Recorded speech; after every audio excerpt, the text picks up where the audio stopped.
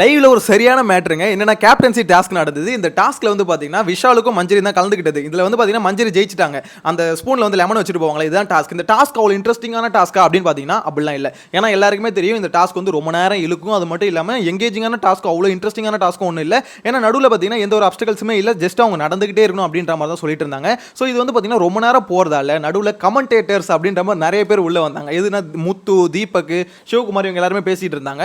இதுல வந்து பாத்தீங்கன்னா முத்து ஆரம்பிச்சதுல எண்டு வரைக்கும் ஆக்சுவலாக முடிக்கவே இல்லை. பயங்கரமாக கண்டினியூஸாக பேசிட்டு இருந்தாரு. நிறைய பேர் பார்த்தீங்கன்னா கொந்தளிக்க ஆரம்பிச்சிட்டாங்க. அதில் முக்கியமான ஒரு ஆள் ஸ்டார்டிங்லேயே கொந்தளிச்சாங்க. யாருன்னா பவித்ரா. ஸோ இப்போ அந்த கிளிப் எடுத்து போட்டு தான் பவித்ராவை பார்த்தீங்கன்னா வெளுத்து வாங்கிட்டு இருக்காங்க ட்விட்டரில். எதுக்காகன்னு பார்த்தீங்கன்னா ஆக்சுவலாக பவித்ரா வந்ததுலேருந்து என்ன பண்ணுறாங்க எல்லாரும் சொல்லுங்க. ஒன்றும் சும்மா இருக்காங்க, இல்லை பாட்டு பாடுவாங்க. அட்லீஸ்ட் நீங்கள் இங்கே பாட்டாவது பாடணும். எதுவுமே பண்ணாமல் ஆக்சுவலாக சும்மாவே இருக்காங்க. இந்த டாஸ்க் நடந்துட்டு இருக்கும்போது இதில் வந்து முத்து பேசுறதுக்கு வந்து நீங்களும் சும்மா இருங்கன்னு வேற சொல்கிறாங்க. என்னன்னா இந்த மாதிரி நீங்கள் பேசுறது வந்து அவங்கள வந்து டிஸ்ட்ராக்ட் பண்ணுது. நீங்கள் பேச வந்து கீழே விழுந்துரும், இது பண்ணிடும், அது பண்ணிடும், இப்படிலாம் பேசுறீங்க. ஸோ இதெல்லாம் டிஸ்ட்ராக்ட் பண்ணுது அப்படின்றாங்க. சரி அப்போ நீங்கள் ஏதாவது பேசுங்க அப்படின்னு பார்த்தா அவங்களும் பேச மாட்டாங்க. தூங்கி வளைஞ்சிட்டு இருக்காங்க. ஆக்சுவலாக நீங்களும் தூங்குற மாதிரி எல்லாரும் தூங்கணுமா? முத்து கேட்குறாரு, நம்ம அமைதியாக இருந்தால் எல்லாம் தூங்கிடுவானுங்க, அப்புறம் பிக் பாஸ் தான் வந்து கத்துவார், நாயை கொலை கொடுவார் அப்படின்ற மாதிரிலாம் அதையும் நடுவில் பாயிண்டாக எடுத்து போட்டு பேசிக்கிட்டே தான் இருக்காரு. ஆனால் உண்மையிலே லைவ் பார்த்து எல்லாருக்குமே தெரிஞ்சிருக்கும். ஆக்சுவலாக இன்னைக்கு இந்த லைவ்ல இந்த 1 hour கிட்டத்தட்ட 1 hourக்கு மேலே அந்த டாஸ்க் வந்து போச்சுன்னு வச்சுக்கோங்களேன்.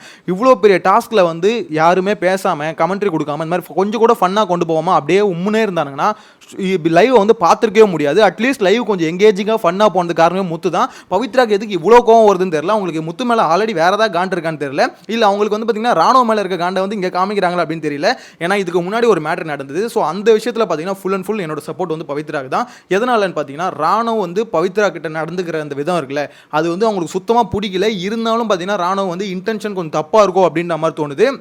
அது ஒரு பெரிய கேஸில் மாட்ட போகிறாரோ அப்படின்ற மாதிரி எனக்கு என்னமோ ஃபீல் ஆகுதுங்க. ஏன்னா அந்த ஃபுட்டேஜை பார்க்க சொல்ல ராணுவுக்கும் பவித்ராவுக்கும் நடந்த இன்சிடென்ட்டை பொறுத்த வரைக்கும் பவித்ரா அதை சொல்லுவாங்கல்ல, நோ மீன்ஸ் நோ அப்படின்ற மாதிரி தான். அவங்க வந்து பார்த்தீங்கன்னா விலைக்கு போகிறாங்க. இருந்தாலும் ராணுவம் வந்து பார்த்தீங்கன்னா அவர் ஃபன்னுக்குன்னு பண்ணுறாரா இல்லை உண்மையிலே ஒரு இன்டென்ஷன் அதுவா என்னன்னு தெரியல. ஏன்னா இந்த பசங்களாம் கேட்கும் போது என்ன சொல்கிறாரு, இல்லை நான் கடைசியில் வந்து அக்கானு கூப்பிட்டு போயிடும் அப்படின்றாரு. அப்போ அக்கானு கூப்பிட்டு போகிறன்ற அளவுக்கு நீங்கள் சொல்கிறீங்க அப்படின்னும் போது இப்போ நீங்கள் பேசுகிற விதம் எதுக்கு நீங்கள் ஃபன்னுன்ற மாதிரியே இது இல்லையே அப்படின்ற மாதிரி தான் கேட்க தோணுது. ராணுவ நீங்கள் ஆல்ரெடி பார்த்தீங்கன்னா இந்த விஷயம் வந்து ஃபன்னாக போகிற வரைக்கும் ஓகே, ஆனால் பவித்ரா ஆல்ரெடி கோவப்பட்டுட்டாங்க அப்படின்னும் போது நீங்கள் இது கண்டினியூ பண்ணிக்கிட்டே இருந்தீங்கன்னா கேஸ் வாங்கிட்டு வெளியே வந்துடுவீங்க அப்படின்றது கிளீனாக தெரியுது. உங்களோட கருத்தை மறக்காம கமெண்ட்ல மென்ஷன் பண்ணுங்க.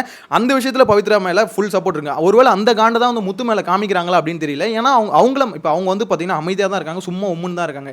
அது அவங்கள மாதிரியே மற்றவங்களும் இருந்தாங்கன்னா பிக் பாஸ் ஷோ எதுக்கு அப்படின்றதான் கேள்வி. ஸோ இதனால தான் சொன்னேன், சும்மா இருக்கவங்களாம் நாமினேஷனில் கொண்டு வாங்கடா, அப்போ தான் வெளியே எடுக்க முடியும் அப்படின்ற மாதிரி சொன்னேன். உங்களோட கருத்தை மறக்காம கமெண்ட்ல மென்ஷன் பண்ணுங்க. நெக்ஸ்ட் வீடியோவில் மீட் பண்ணலாம். Bye by.